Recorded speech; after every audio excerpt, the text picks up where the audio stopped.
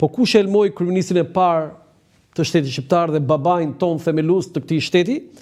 Vrasit shqiptar kanë bler kafexhiun që përgatiti kafen për Ismail Beun dhe djalin e tij Ethem Beun.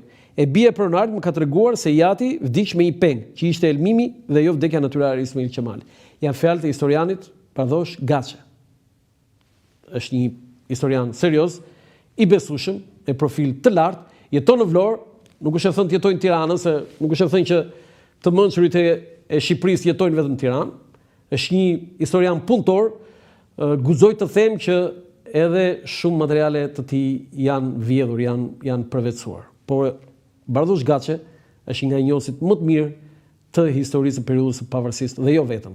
Është një historian që të gjithë duhet kemi respekt për të. Po kush e donte vdekjen e Ismail Qemalit? Armiku numër 1 i Ismail Qemalit ishte Esad Pashtoptani, që jo vetëm nuk e aprovoi qeverinë e Vlorës dhe nuk pranoi ofertën e Ismail Qemalit për të bërë pjesë e qeverisë, por bëri dhe një akt të pistë, të ndyrë. E them këtë, sepse disa biograf modern të Esad Pashtoptanit nuk e përmendin fare që ai krijoi një qeveri paralele, o popull. Qeveria e Ismail Qemalit në Vlorë, ajo qeveria e parë, pas disa muajve, kishte edhe një qeveri tjetër në Tiranë të Esad Pashtoptanit. Shqipëria kishte 2 qeveri. E kuptoni çfarë ka bërë Esad Pashtoptani? Kush është ai që thotë që Esad Pashtoptani ishte burr i mirë, ishte patriot? Ja prapë, mjafton kaq. Paradoksale është që armiqt e Ismail Qemalit, ose Ismail Vlorës, më saktë është Ismail Vlora, e kam shpjeguar në librin e Historia e 33 kryeministëve që mbiemrin e tij u ndryshoi me vendim të posaçëm dhe e kam shpjeguar në vitin 2012. Disa studius ose profan që e thonë këtë edhe në studio, po nuk i referohen, ju them thjesht modestisht, sepse një gjë, kur nuk është e jotja, nuk është e jotja. Qëse është e jotja, bravo, bujrum. Po refero, se një studius serioz ka referenca, që i referoj tjera, ka dhe gjërat e vetë.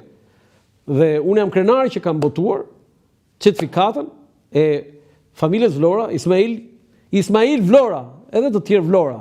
Dhe certifikatën tjetër që është ndryshuar, është vënë vizë mbiemrit Vlora dhe ka vënë Qemali, Ismail Qemali. Ismail Qemali ishte mbiemri i mezit. Armiqtë e tij ishin familja Vlora, pra brenda familjes. Unë nuk dua të hyj kësaj, sepse është një çështje jo pak e koklavitur, dhe nuk kam bindjen, e theksoj këtë, nuk kam bindjen që Syria Vlora, Qembe Vlora kanë gisht në vrasjen në elmimin e Ismail Qemalit. Nuk kam bindje për këtë, dyshime kam, por nuk kam bindje, dhe kur nuk kam bindje, unë nuk mund ta them këtë gjë, ndonë se disa janë të bindur, por unë nuk e kam këtë bindje dhe nuk e kam guximin kur nuk kam bindjen. Unë kam guximin kur kam bindjen. Bindja që Ismail Qemali është helmuar, më bën që të kem guximin të them ata e kanë vrarë. Pik. Domethënë këtu nuk ka dyshim.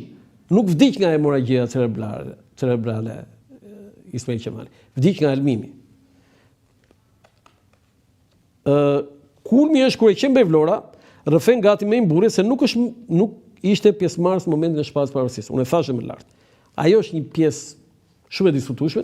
Ai ishte në Himar, edhe pse ai shpreh konsiderat të jashtëzakonshme për Xhaxhain e tij. I thoshte Xhaxha, po Syria ishte çun Xhaxhai me Ismail Qemali dhe ky i biri i Syriait e qermi i thrisë Xhaxha. Në momentin kur ishin rival për deputet të Vlorës, Syria Beu thot një frazë shumë të rëndë për Ismail Qemalin. 1908. Dëgjojeni. Nja 100 vjet vlonjat, nja 100 vlonjat kishin vajtur në bari për të pritur Ismail Qemal Ben. Pritën një javë dhe u kthyen në Vlorë kur mësuan se njeriu që prisin shkoi në Athinë në udhë të Napolit. Shqiptarët janë si foshnja, të paditur dhe pa opinion. Syria Vlora gjithmonë, sa arriti trupi barit, një 20 vet, vanë dhe pritën në Korfuz. Kur arriti në Vlorë dhe ata që se donin i duan përpara për ta pritur. U afën 10 topa, gjithnjë kuajt e qeres kur hyri Ismail Qemali dhe i morën në krah, pra hoqën kuajt dhe karrocën me Ismail Qemalin e mbajtën në krah. E ka bërë Vlora këtë akt. Vlonjatët e dinë se çfarë njeriu është Ismail Qemali, po i bëjnë gjithë kundër Ferit Pashës. Do të thënë ta ulësh kaq shumë Ismail Qemalin dhe këtë e bën Surja Vlora, nuk është vetëm xhelozi. Mbyllet sikur Surja Vlora ta kishte armik Ismail Qemali, vazhdimi i kësaj shkon çfarë thotë. E çka ky njeri, për Ismail Beun, që e presi me saltanete, a mos ka çifligje pallate, leqë s'ka sjell gjë, por është mbytur edhe në borxhe në hotelet e Evropës, ku ka rënduar si vagabond, ku ka rendur si vagabond. I thot Ismail Qemalit vagabond, Surja Vlora. Pa duan ta zgjedhin dhe deputet. Kjo nuk është xhelozi, kjo është urrëtie. Por armiku akoma më i madh i asaj kohë Ismail Qemalit ishte Vajkonica, unë e përmendëm në fillim, i cili si gjithmonë e ngjyen atësit, s'falte, Faiku po të sulmonte, domethënë të ekzekutonte. Ja çfarë thot ai në gazetën Dielli 14 janar 1922. Shqiptarët kishin zakon të thoshin se shpëtimin dhe përparimin e shtetit ndalojnë 3 veta: Esati, Bibdota dhe Ismail Qemali. Njëri nga këta vdiq, 2 u vranë, që të 3 u zhdukun. Se më parë kishin një balans të tiranisë së Shqipërisë, despotizmin e Esatit në mes, intrigat e Bibdotës në veri, gënjeshtat e Ismail Qemalit në jug rëndonin njëra pas tjetrës. Kur shkruan Bibdota me Ismail Qemalin, duall në ato vende një grup tiranësh dhe vagabondës, të cilët menjëherë balancuar tiranin e Esatit. Jo acid, po nuk e di. Tentativa për vrasje për Ismail Qemalin ka pasur përpara se të vdiste. Dhe kanë qenë 3 tentativa. E para, 7 shtator 1901, sultani kishte kërkuar kokën e tij si mik i Mithat Pashës, të cilin e vrau. Falëndimës që ambasadori anglez në Stamboll, N.O. Kona, i dha Ismail Qemalit bashkë me familjen e nxorën nga kryeqyteti perandorist në Stamboll, në cilën e priste vdekja e sigurt. Tentativa e dytë ishte të bënte me Gani Toptani, vllajën e Esat Pashtoptanit. Dëgjoni me vëmendje këtë.